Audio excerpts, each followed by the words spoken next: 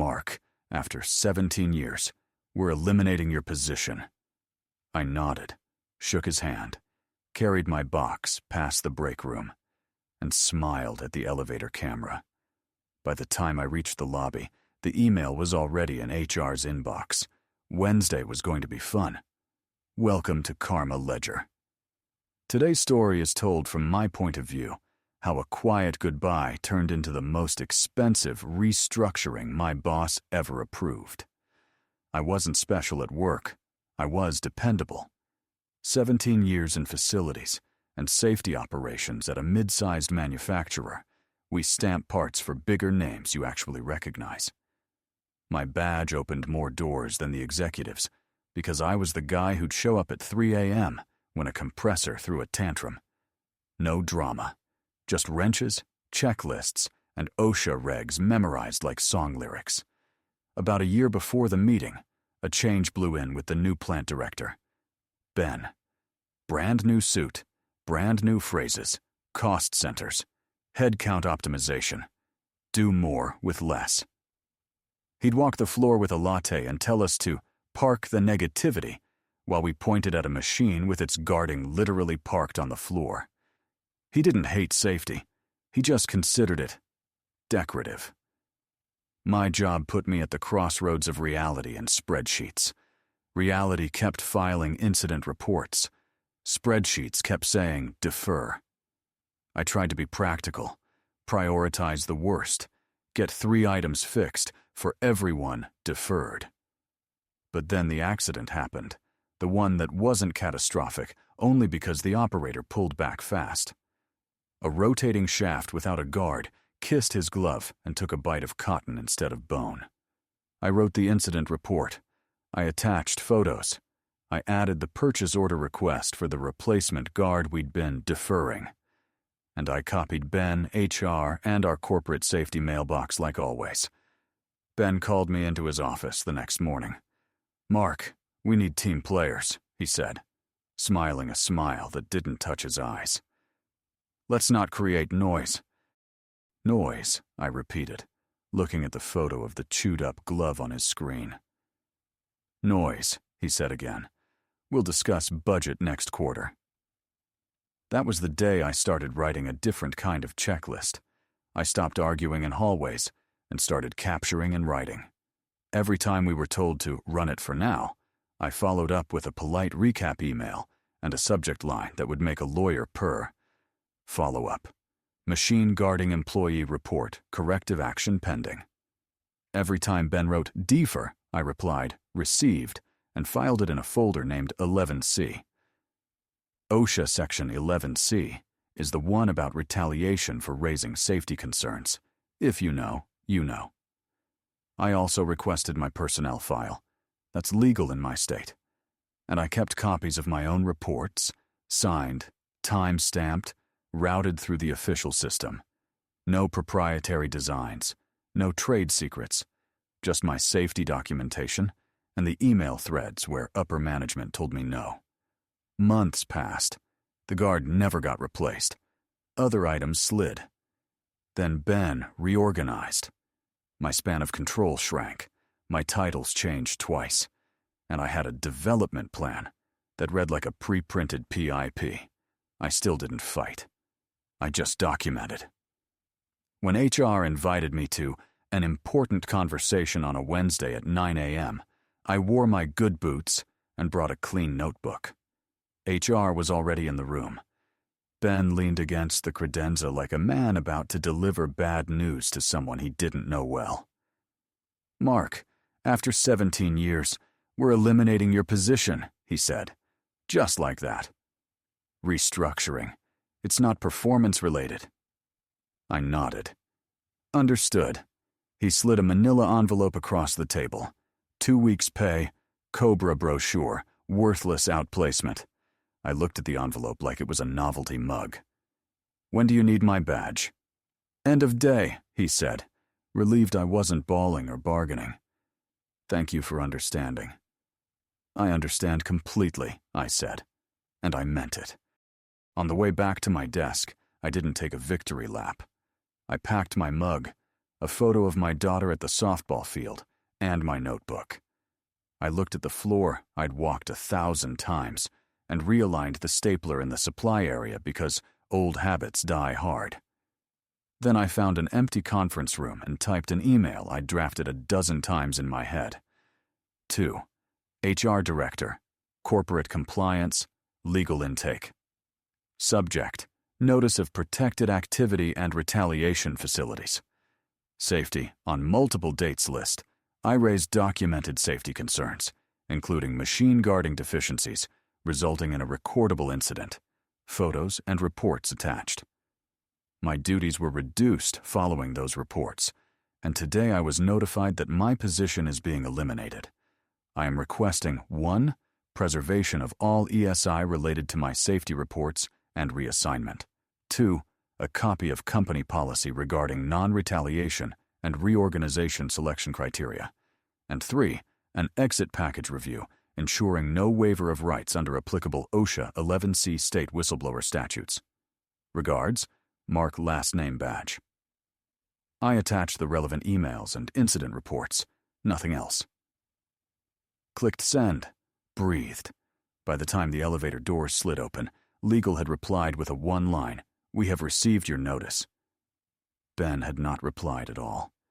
I went home, took my daughter to get tacos, and, this is important, slept. I didn't call a friend to rage. I didn't post a thread. I let the email do its job. The next morning, HR called asking me to drop by to sign a separation letter. I said I'd be there at 2 p.m., and then called an employment attorney I'd found months before, but never needed. We spoke for 15 minutes. I laid out the timeline. He whistled when I mentioned defer guard replacement, paired with a recordable incident and a PIP after complaints. "You don't need to scream," he said. "You already wrote the script. We'll add a couple of lines." At 2 p.m., I walked into HR. Same room. Ben wasn't there. The HR director slid a new envelope across the table, this one heavier. "We reviewed your concerns," she said carefully. "Given your tenure, we can extend severance to 8 weeks, and we'll provide a neutral reference." I looked at the papers without touching them. Is legal aware of Exhibit B? Her eyes flicked, just for a second. "Which exhibit is that?" "The photo of the shaft guard on the floor with the defer reply," I said. "And the follow-up where I referenced lockout to gout training and asked for an interim barrier. It's in the thread." Silence. "I'm not looking to hurt the company," I said quietly, because that was true. "But my departure cannot look like a reward for ignoring my job. I want a clean exit. Cobra paid for 6 months, 12 months salary, unused PTO, neutral reference letter on letterhead, and a global mutual non-disparagement clause that includes Mr. Ben." Her pen stilled. "That's outside our standard." "So was having HR present for the initial meeting," I said. "The standard changed when the guard came off the machine. She excused herself to check with legal. I sat alone and read the framed inspirational quote on the wall 3 times. When she came back, her voice had softened by half a tone. "Mark, can we meet you at 6 months salary and 3 months Cobra?"